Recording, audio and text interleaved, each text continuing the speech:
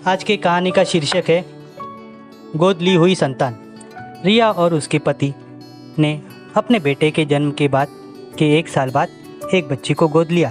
हालांकि बच्चों का यह बात मालूम नहीं थी, मगर रिया जानती थी कि यह ही सही समय है जब बच्चों को इस बारे में बता दिया जाए, क्योंकि ये अभी किशोरावस्था में है। वह इस बात से चिंतित थी कि उसके पति और वह जब तक उन्हें इस बारे में नहीं बताए, उससे पहले कोई दूसरा उन्हें इस बारे में बता देंगे तो बच्चे इस बात को गलत रूप में ले लेंगे। जिस अनहोनी की उसे अंदेशा था वह एक दिन हो ही गई। एक समारोह में रिया की चचेरी बहन ने कह ही दिया, यह सही ही है कि तुम अपनी माँ की तरह सुंदर नहीं हो, तुम एक गोद ली हुई संतान हो। तुम्हारा भाई तुम्हारे पिता पर गए है और उन्हीं की तरह सुंदर है। रिया की बेटी को झटका लगा और उसके बेटे को आश्चर्य हुआ। वह नहीं जानती थी कि उसकी चहेती छोटी गोद ली हुई बच्ची है। उससे समझ नहीं आ रहा था कि कैसी प्रतिक्रिया व्यक्त करूं। इसी बीच रिया की बेटी को इतना दुख हुआ कि वह लगातार रोए जा रही थी। रिया जानती थी कि यही सही वक्त था जब बच्चों को गोद लेने के बारे में बता दिया जाए। वह जानती थी कि उन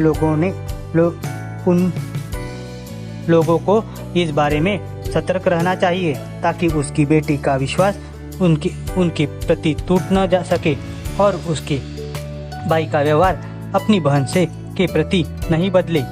काम बहुत कठिन था, जैसे कि उसके पति और वह बच्चों के साथ बातचीत करने के लिए बैठे तो बच्ची शांत हो पा रही थी। उसने अपने पिता से पूछा, क्या यह सच है कि मैं एक गोद ली हुई बच्ची हूँ? उसने जवाब दिया, हाँ बेटा। उसने रोते हुए कहा, आप जानते हैं कि उस मौसी ने मेरे बारे में क्या कहा? मैं अपनी माँ जैसी सुंदर नहीं हूँ क्योंकि मैं उनकी बेटी नहीं हूँ। अब इस वजह से लोग मुझे नफरत भरी निगाहों से देखेंगे। आपको जब एक बेटा पहले से था तब आपने मुझे गोद क्यों लिया? उसके पिता के जवाब से उसके चेहरे पर मुस्कान लौट आई। उसके पिता ने उससे क्या कहा, इसका जवाब मुझे आप कमेंट कर बताएं। कहानी अच्छी लगी हो तो कहानी को लाइक कीजिए, शेयर कीजिए और चैनल पे नए हो तो चैनल को सब्सक्राइब कीजिए।